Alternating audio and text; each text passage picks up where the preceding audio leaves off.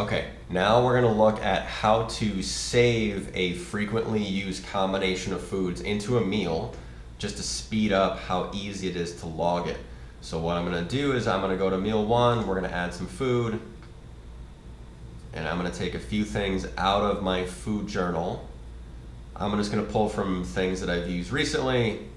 I'm gonna go with cage-free eggs and spinach and raspberries, and I'm gonna give myself 4 eggs, and we'll do 100 grams of spinach. Just the actual weights are a little bit more accurate than the volume measurements.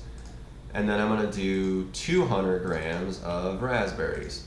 So I'm gonna hit add checked. We're gonna bring those things in. And now I've got them logged. What I wanna do is save this so I can drop these into my food journal much quicker. Now I'm gonna go to quick add tools. We're gonna go to remember the meal, and then we're gonna give this meal a name. Now let's say I'm gonna do this every Monday, Wednesday, or it's every weekday, so I'm gonna call this a weekday breakfast. So we'll go to save meal. So now MyFitnessPal is going to save that combination of things. So if I go up here where it says my meals, fingers crossed when I click on this thing, it's actually gonna show that.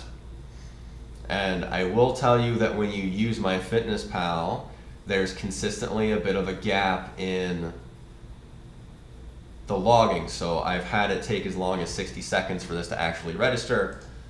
But if we hit refresh a couple times, let's hope to God eventually it works.